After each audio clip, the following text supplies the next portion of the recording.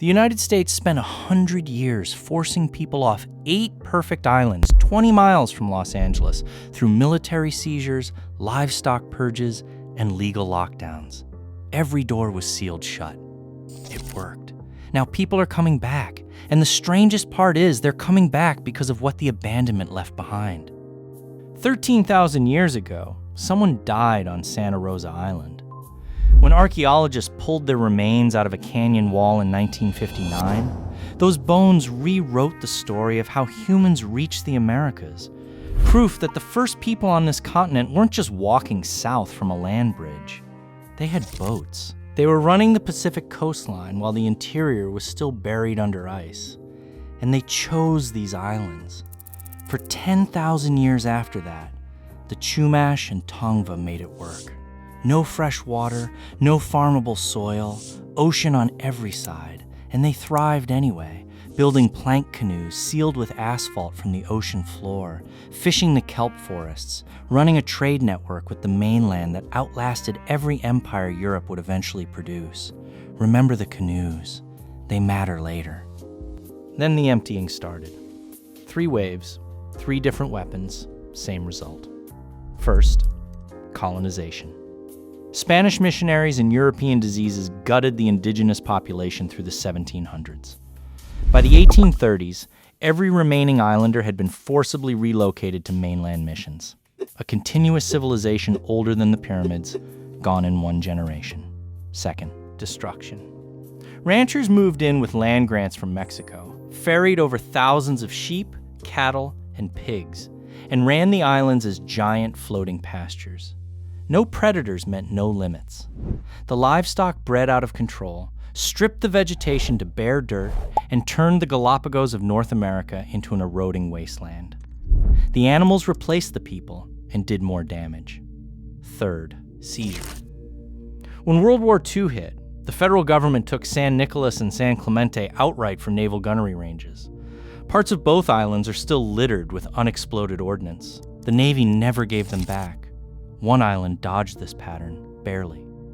Santa Catalina had the chain's only natural deepwater harbor, a sheltered cove on its leeward side.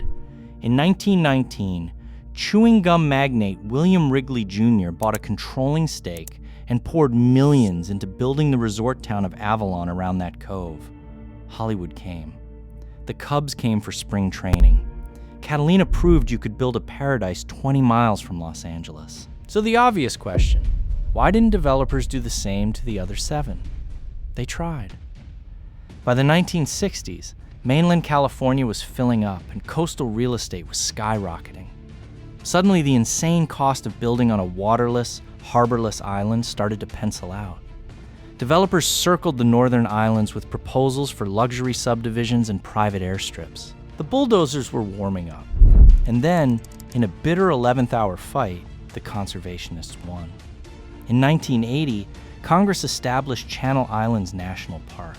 The ranchers were bought out, the livestock removed, and the islands were locked, by federal law, into something no developer could touch. The Wrigley family had already done the same to Catalina 2 years earlier, deeding 88% of the island to a conservancy. Legally untouchable. Forever. By 1980, every door was shut.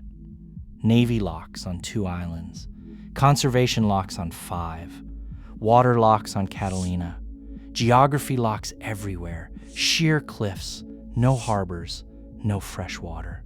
The most valuable undeveloped coastline in America, sealed on all sides. That should have been the end of the story. It wasn't, because the first people to come back walked through the one door nobody thought to close. The national park didn't shut the islands to people. It shut them to ownership. That distinction sounds like a footnote. It changed everything. Think about what the 1980 designation actually did. No hotels, no roads, no running water, no electrical grid. What it did was open a ferry route from Ventura Harbor and say, anyone can come as long as you leave. No permanent structures, no vehicles. Just boats, trails, and whatever you can carry on your back. The most restrictive version of public access imaginable. Turns out that restriction is exactly what people wanted. Channel Islands National Park now draws hundreds of thousands of visitors a year. Not to resorts. To islands with no running water, no trash cans, no gift shops, and no shelter beyond whatever tent you hauled across the channel yourself. The boat drops you off in the morning, picks you up in the afternoon, or, if you're camping, the next day. Miss the boat, sleep on the ground. That's it. Those are the amenities.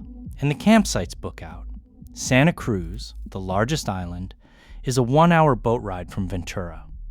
You land at Scorpion Anchorage, where old ranch buildings have been repurposed as ranger stations, sheep pens turned trail markers. From there, you can hike into a central valley big enough to have its own fault line running down the middle, flanked by mountain ridges on both sides.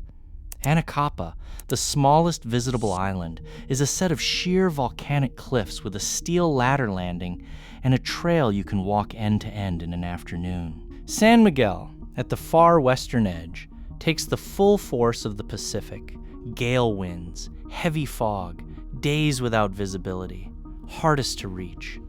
Most popular with the kind of person who considers that a selling point. Now here's the twist nobody would have predicted in 1975. The developers who lost that fight were proposing maybe a few thousand permanent residents, luxury homes, a couple resorts, a private airstrip.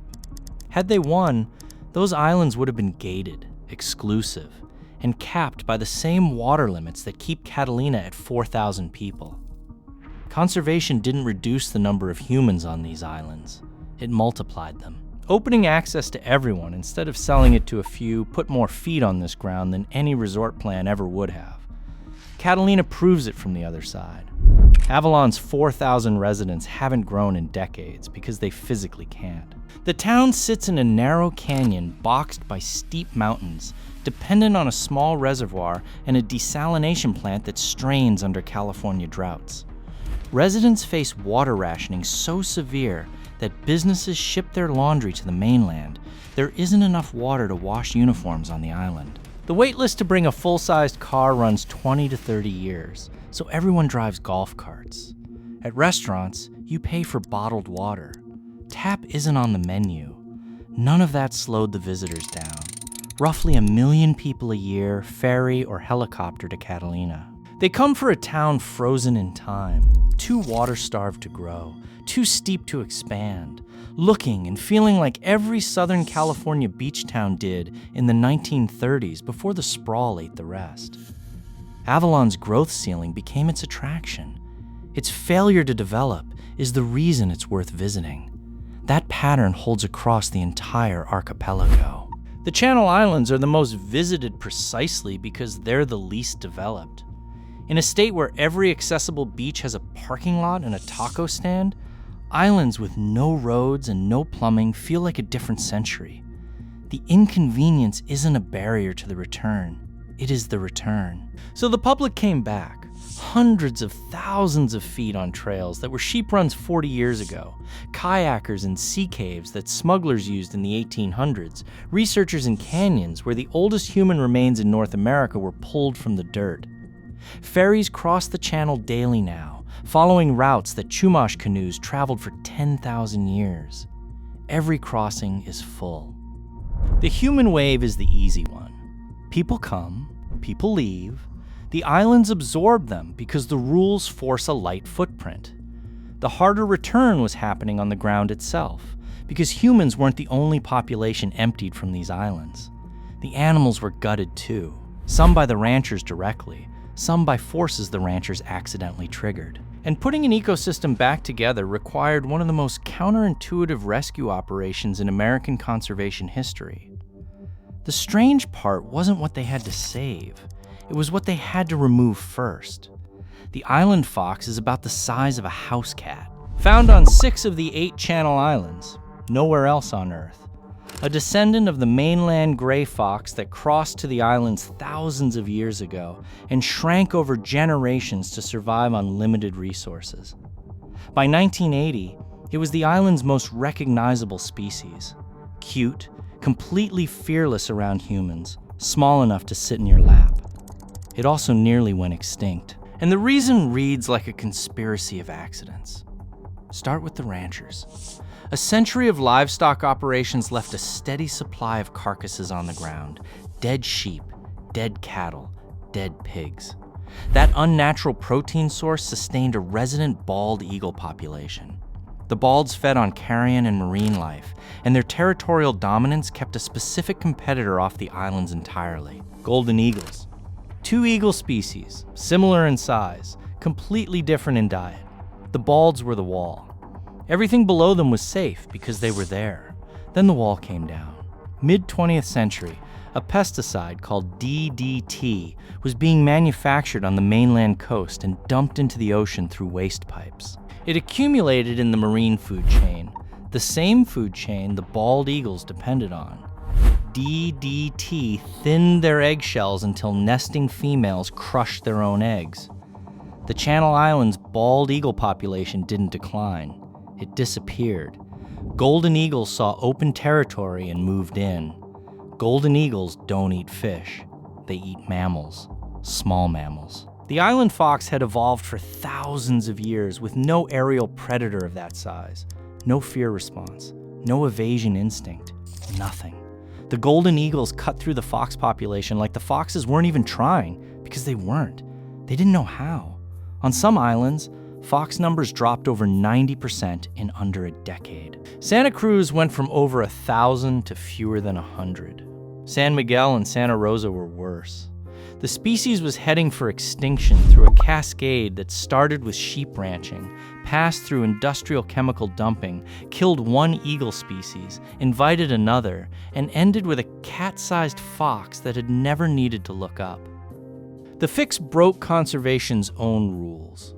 To save the fox, the Park Service removed golden eagles from the islands, trapping them one by one, flying them to the mainland, releasing them in territory where they wouldn't circle back. Protected species, physically removed to save another protected species.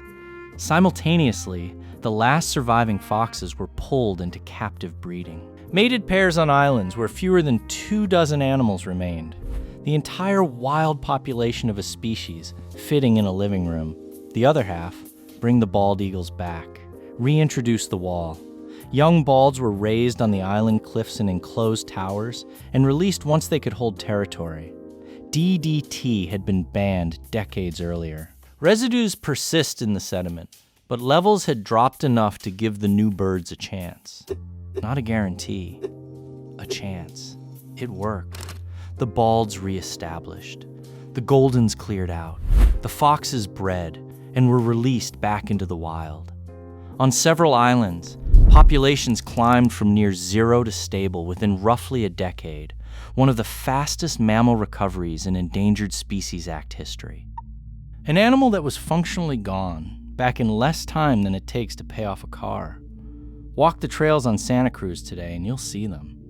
Island foxes crossing the campground at dusk, unbothered by humans 10 feet away. That fearlessness used to be the thing that nearly killed them. Now it's the experience visitors cross the channel for. The fox doesn't care that you're watching. It never learned to. The vegetation came back too, once the pigs and sheep were gone. Stripped hillsides regrew native scrub within years. Seabird colonies reestablished where predator removal cleared the way. Endemic plants, species that exist on these islands and literally nowhere else, started reclaiming territory they'd lost a century ago. And every recovery made the islands more worth visiting, which brought more people across the channel, which built the funding case for more restoration. The return feeds itself. Visitors came because the islands were empty. Animals came back because the visitors funded the science, which created the conditions for the last wave, the one nobody talks about, and the one that changes what abandoned actually means. The Chumash never forgot the crossing. For nearly 2 centuries after the last islanders were relocated to mainland missions in the 1830s, the channel stayed quiet. No tommels on the water. No plank canoes sealed with ocean floor asphalt, making the 20-mile run to Santa Cruz. The boats stopped, the trade routes closed, and the knowledge of how to build and paddle a vessel designed for open Pacific swells passed from practice into memory, carried by elders who'd learned it from elders who'd learned it from the last generation to actually make the crossing. Memory doesn't keep the thing alive. It keeps the instructions alive. And in the early 2000s, the Chumash community started building from the instructions again. The Tamil Project, a cultural revival led by the Chumash Maritime Association, reconstructed the traditional plank canoe using the methods described in the historical and oral record. Redwood planks shaped by hand. Seams sealed with naturally occurring tar from the ocean floor off the Santa Barbara coast, the same material their ancestors used for thousands of years before a Spanish ship ever entered the channel. These aren't museum replicas. They're functional ocean-crossing vessels, built to carry crews across the Santa Barbara Channel to Santa Cruz Island. And they've made the crossing. Multiple times. Chumash paddlers launching from the coast, navigating the same currents that the Arlington Springs people navigated 13,000 years ago, landing on islands their ancestors were forced to leave. Not symbolic gestures, physical acts of return. Human bodies on the water, completing a route that was never voluntarily given up. Think about what the conservation lock actually preserved. When developers circled in the 1960s, their subdivisions would have sat directly on top of thousands of years of Chumash archaeological record. Village sites, burial grounds, middens packed with 10 millennia of daily life. Infinity pools and private airstrips would have paved over the most detailed record of pre-contact coastal life on the Pacific seaboard. The park preserved it, not intentionally as indigenous justice, but the effect was the same. By locking the islands out of the development market, conservation accidentally created the largest protected archaeological landscape on the Southern California coast. Thousands of sites, undisturbed by construction, undamaged by roads, sitting exactly where they were left. Today, Chumash tribal members work alongside park archaeologists on the islands, surveying sites, guiding interpretation, connecting physical evidence to oral histories that kept the knowledge alive when the people couldn't stay. The Navy's bombardment ranges did the same thing on the southern islands, accidentally. San Nicolas, the most remote, the most heavily shelled, preserved its archaeological sites under restricted access for decades. Shells don't mind explosions half a mile away. They mind backhoes. The return isn't one thing. It's three things wearing the same name. The public came back as visitors, hundreds of thousands a year, filling ferries, booking campsites. The wild came back as recovery, foxes, eagles, seabirds reclaiming ground that livestock stripped bare.